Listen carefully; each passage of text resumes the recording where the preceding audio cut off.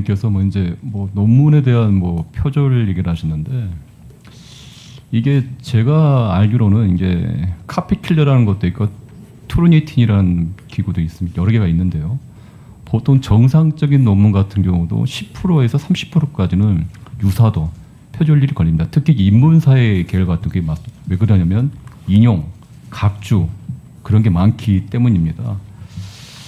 보통 이제 학문적 표절이라는 거는 출처가 없이 타인의 고유한 아이디어 또는 분석 결과를 도용하는 겁니다. 단순히 유사한 문장의 비율로 판단하는 것은 아니고요. 특히 제가 보기에는 저기 후보님 거를 한번 개인적으로 봤는데 그 정도 비율은 이것도 조건을 어느 정도 유금절이냐, 사음절 기준이냐, 팔음절 기준에 따라서 이 표절률이 나오는 결과가 다릅니다. 특히 제가 보기에는 아까 제가 자료를 좀 봤는데 후보 논문 같은 경우는 각주, 참고, 인용, 주석이 많습니다. 그리고 이제 제일 중요한 거는 해당 대학 칭하대에서 어떤 기준과 심층적인 판단으로 이러한 학술적인 문제에 대해서 정확하게 권위적으로 판정을 했냐는 건데 후보님, 네. 그 대학교 뭐 판정할 때 뭐 표절이라는 판정 또 CNK 뭐 이런 그 검증 프로그램을 대학 내에서 돌렸을 거고 또 교수위원회에서도 심사를 했을 텐데 뭐 그런 얘기가 있었나요? 전혀 없었습니다. 전혀 없었죠. 아까 말씀드렸듯이 접근, 네. 예예예. 말씀하십시오. 접근과 결론에 있어서 굉장히 도전적인 문제 제기였고 좀 색다른 결론이었다 이런 말씀을 들었고요. 그럼에도 불구하고 아까 김희정 의원님께서 그런 인용에 있어서의 완성도가 더 높았으면 좋겠다는 말씀을 주신 것에 대해서 감사드리고 제가 개인적으로 돌려보니까 다른 데서는 20% 정도대의 비율이 나오는 것도 맞습니다. 있어서 네. 그 프로그램마다 좀 다른 것 같다 하는 것도 참고로 말씀드립니다. 제가 돌려보니까 10% 후반에서 20% 초반으로 나오더라고요. 이게 그냥 조건이 다르고요. 보통 15%에서 30%까지는 정상적인 논문이라고 판단하는 게 여기 이제 학계에서는 그거고요.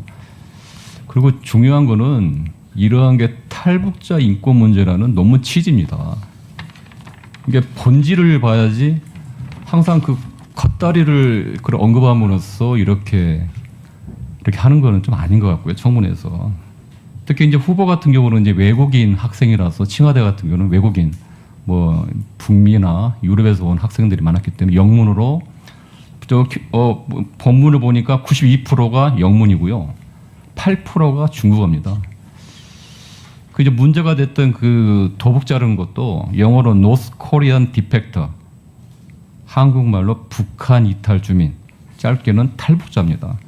그런데 중국에서 혼용돼서 쓰는 단어 중에 하나가 도북자입니다. 도북자. 그 용어를 아마 이제 번역하는 과정에서 아마 썼던 것 같습니다. 그 당시에 아마 그런 단어를 많이 썼던 것 같고요. 그래서 제가 보기에는 이게 후보가 있던 그런 단어 몇 개, 내용과 맥락은 보지도 않고 후보자가 진짜 이거 중국과 한국을 왔다 갔다 하면서 땀과 노력이 담긴 논문입니다. 이걸 가지고 뭐 색깔론이니 아니면 이런 거 한다는 거는 그건 저 도의가 아니라 생각하고요. 특히 이제 탈북자 인권 문제 개선책을 모색하는 취지에서 글에 이런 구절이 나옵니다. 중국과 유엔 난민국의 협력이 핵심이다. 그리고 경제적 문제로 자국을 떠난 사람 탈북자에 대해서 난민지위를 부여된다. 탈북민 보호를 주장하고 있습니다. 그 내용에. 그래서 전혀 하여튼 일부 언론이나 일부 그 위원님들이 말씀한 그런 탈북자 비하나 그런 내용은 전혀 없다는 거 다시 한번 강조를 하고요. 우리나라 같은 경우도 탈북자에 대해서 귀순자, 북한 이탈 중민 이런 식으로 다양한 표현을 써왔습니다. 시대에 따라서 다른 거고요. 그래서 더 이상 이런 문제 가지고 논란을 더 이상 안 했으면 좋겠습니다. 다른 질문하겠습니다. 그 윤석열 정권 3년 동안의 실패, 구체적으로 후보가 보시기에는 여러 가지 원인이 있는데 특히 제2의 IMF를 위기라 할 정도로 상당히 경제가 망가졌는데 구체적으로 원인이 뭐라고 보십니까? 후보께서는.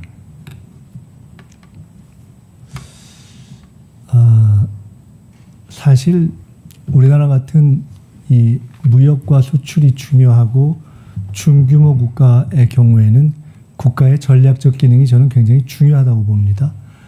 산업화 과정에서 박정희 대통령이 그랬고 IMF 극복 과정에서 김대중 대통령이 그랬고 그 한미 FTA 구축 과정에서 노무현 대통령이 그랬고 사실은 국가가 전략을 어떻게 설정하느냐가 매우 중요합니다. 경우는 다르지만 노태우 대통령이 북방국가 전략을 쓴 것도 크게 보면 당시 경제 전략에 영향을 미쳤다고 봅니다. 그런 점에서 본다면 윤석열 정권 또는 윤석열 대통령은 그런 의미에서의 경제를 살리는 국가 전략 내지는 집중력 또는 경제에 집중하려는 실질적인 대통령으로서의 행보 이런 것은 찾기가 참 쉽지 않고 좋은 평가를 하기가 참 어렵기 때문에 일단 대통령제 국가에서 대통령이 일을 안 하는데 어떻게 하겠습니까? 네. 그래서 거기서 모든 아쉬운 점이 있다. 그런 과정에서 또 우리 경제도 참 어렵고 그런데 누구도 이것을 내놓고 역동성을 가지고 살리도록 풀어나가는 그런 구심이 형성 안 된 채 지난 3년 가장 어려운 3년 가장 중요한 3년이 지나간 것이 우리로서는 뼈아프고 그러나 그렇기 때문에 지금이라도 집중해야 한다 이렇게 생각합니다. 저는 이제 후보가 가는 이 강점이 이제 많다고 생각합니다.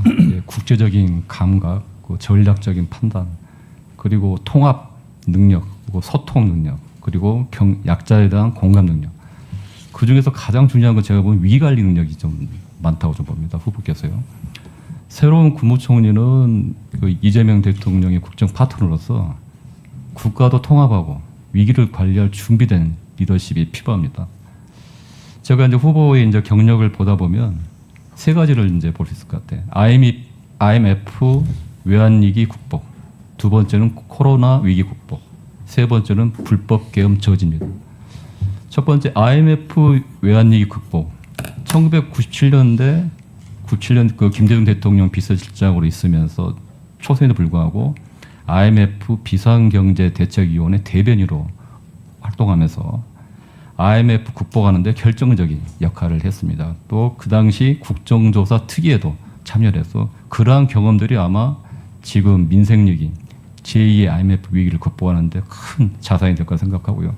두 번째가 2020년부터 2023년까지 국회 보건복지위원장 있을 때 코로나가 있었습니다. 백신 공급 문제로 상당히 어려울 때 정부 청와대와 협의를 해가지고 사회적 거리두기 그리고 전 국민 재난지원금을 필요성을 제일 먼저 주장한 걸로 알고 있습니다. 그리고 K 방역을 성공하고 그리고 WHO 글로벌 바이오 인력 양성 허브 이슈를 선도했습니다. 세 번째는 불법 계엄 저지입니다. 2024년 8월 17일 아마 대부분 사람들은 그 당시 국방위에서 후보께서 계엄이 있다는 것을 말할 때 다 저 본 의원도 좀 이해를 못했습니다. 근데 그게 통찰력입니다. 정치적 통찰력 보는데 국방장관 교체는 국지전, 북풍 조성을 통한 계엄령 준비작전이라고 최초로 공론화했습니다. 그리고 9월 달에는 계엄법 개정안을 대표 발의했습니다. 그리고 아까 후보께서 말씀하셨듯이 1985년 미 문헌 점거 농성이 2025년 빛의 혁명으로 이어진 것입니다. 저는 후보가 그동안 18년 동안은 그간 겪은 고초와 역경 그런 것이 결국은 준비된 리더십, 내공, 통찰력이라는 점입니다. 그 책석에 보면 이런 구절이 나옵니다. 정치인 이재명과 김대중의 삶이 닮았다. 지독한 개인의 고난의 개인사에서 쌓인 내공이 국가의 어려움 극복에 절묘한 자산이 됐다. 저는 이 구절이 김민석 후보에게도 정확하게 적용이 된다고 좀 생각합니다. 저는 하여튼 뭐 후보께서 제2의 IMF라고 이렇게 규정했을 때 IMF를 경험하고 그러한 자산이 아마 총리가 되시면 큰 역할이 되실 거라 생각하고요. 향후에 아마 후보자가 이제 국무총리가 되시면 이 제2의 IMF에 대해서 어떤 강호로 이제 대비를 하고 뭐 구체적인 계획이나 저는 김대중 대통령께서 IMF를 국민과 함께 정말 어려울 때 극복했던 것처럼 IMF보다 더 어려운 제2의 IMF지만은 이재명 대통령께서 국민과 함께 반드시 극복하고 돌파하고 위기를 극복해서 선진국으로 정착시킬 것이다라는 확신을 가지고 있습니다. 그리고 IMF 때 김대중 대통령과 보수의 지도자들이셨던 김종필, 박태준 이 지도자들께서 손을 잡고 어려운 시기를 함께 넘기셨던 것처럼 지금은 보수 정치를 해왔던 정치인들과 그것을 지지해왔던 국민들도 이 위기 극복을 위해서 최소한 2년 전력으로 저는 힘을 합쳐주셔야 될 때다 이렇게 확신을 갖고 믿고 있습니다. 그렇게 하면 위기는 극복될 것입니다. 그 과정에서 저는 작은 힘을 보태면서 참모장으로 역할하겠다 하는 생각을 가지고 있습니다. 그렇게 해서 위기를 극복하고 나면 또 저희는 K민주주의 또 K문화국가 이런 것을 가지고 세계에서 우뚝 선 역할을 할 수 있을 것이다 이렇게 확신하고 있습니다. 네, 최현일 의원님 수고하셨습니다. 다음은 존경하는 주지